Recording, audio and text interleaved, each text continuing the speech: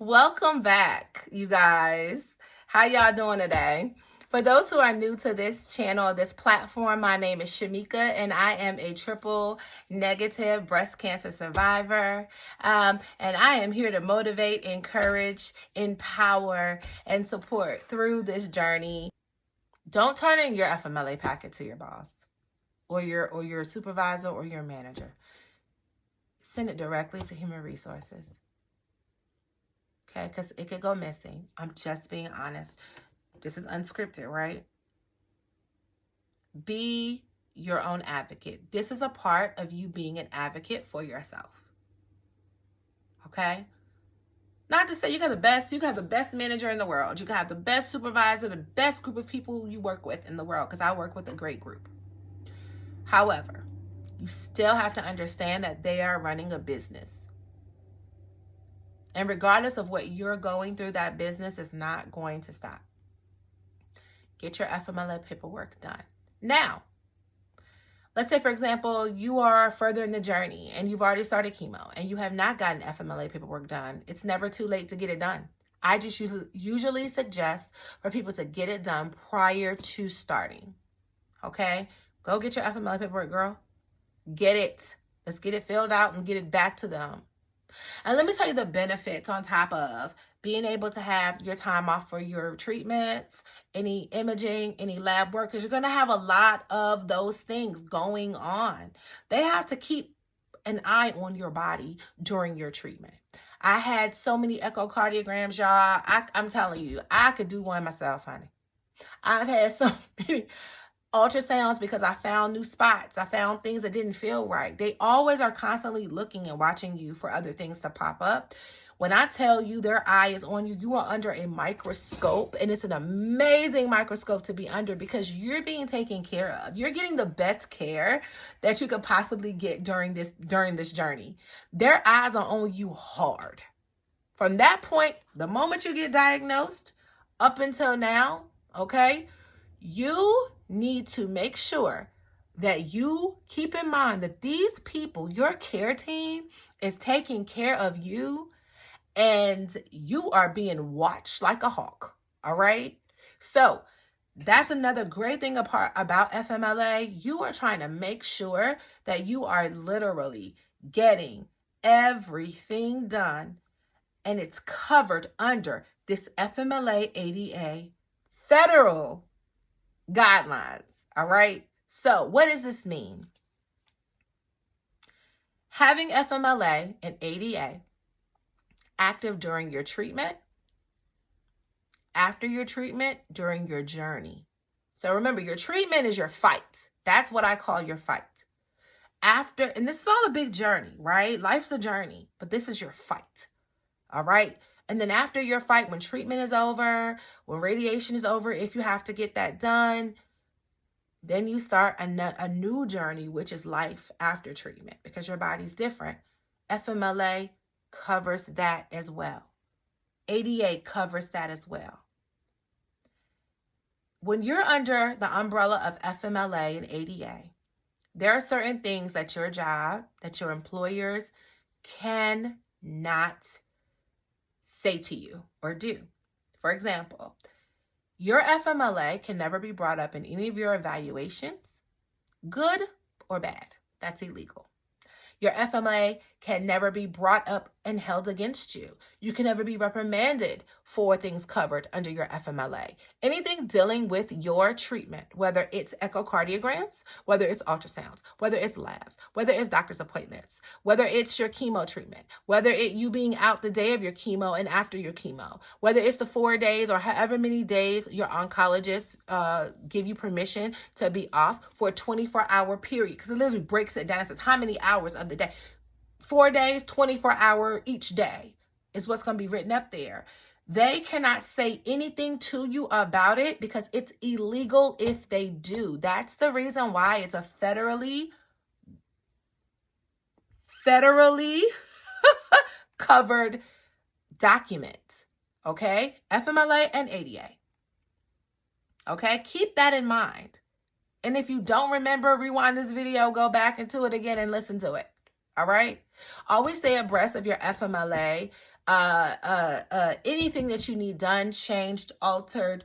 I never took anything away. I always did accommodations to add on to what I already had in place, depending on where I was in my journey.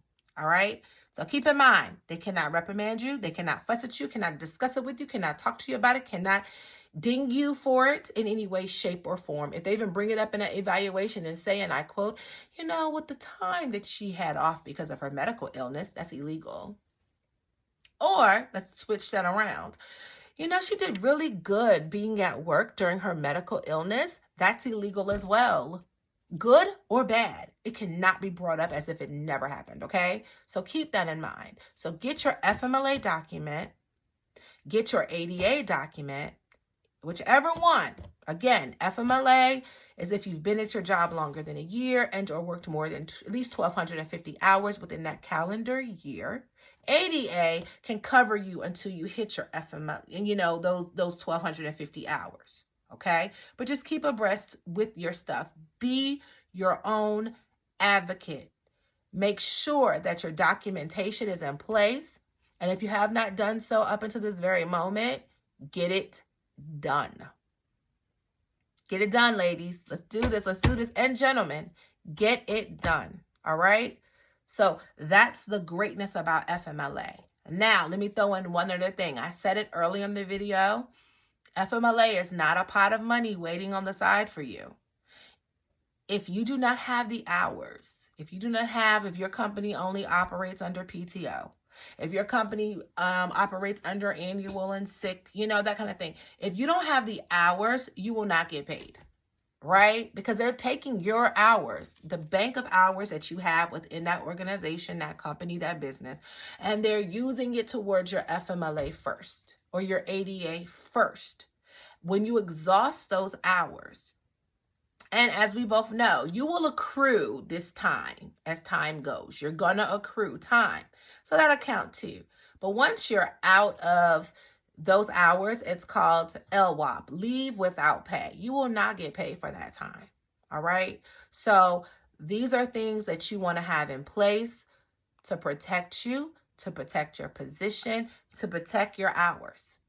I have seen it go both ways. I have experienced it both ways. And it also works if you need to work from home. If you're in a type of situation with your job and there's a possibility that you can work from home with a laptop, you talk to human resources about that as well. Not full time now, but on days that you're not feeling too good physically, but your mind is there, but your body and your mind just haven't had that conversation, because that's a lot of times what happens with chemo.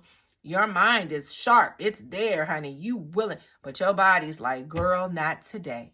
Okay? Girl, who you thought could do that? Because we can't do that today. And your mind's like, yes, we can. And your body's like, child, no, we can't. Okay? They don't communicate very well during this process. Your mind can think you can do anything. Yes, we got this. But your body's like, girl, if you don't go sit down. That's what happens, right? But that you can work from home like that if you are in an administrative position. So definitely have that conversation with your human resources representatives, and be transparent when it comes down to that type of thing, if that's a possibility.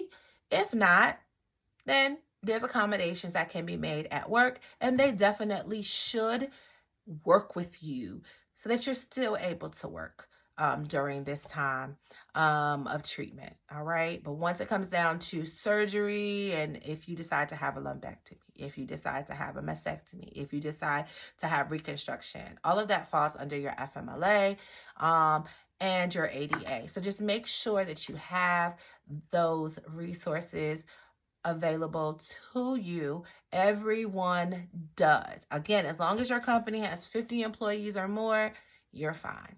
All right. And even if not, that's with FMLA. You're still covered under ADA, y'all. So you don't have to work for a big prestigious organization or company in order for you to have these resources at your fingertips. they are there. If you have any questions, if you have any concerns or anything like that, please feel free to drop a question, ask me questions, and I will answer them. And I'll even do a video. My plan is to do a Q&A as we move through this journey together to answer any questions that I may not have already spoke of, or topics that I may not have already talked about, to give you guys more empowerment, encouragement, support, and motivation. All right. So you guys keep going, keep fighting. We're continuing to prepare ourselves through this, and we got you. We have one another, and you guys keep pushing. I'm so proud of you. I am so proud of you. I've been there. I've done it. I've lived it. I know the courage, the energy, and the strength that it takes to keep moving, even though things around you may not look very good or may not be as stable as you want it to be. We got to keep that going in our minds. We got this. You got this. I'm proud of you, girls. Keep going. Fight, girls, fight, you guys. We got this.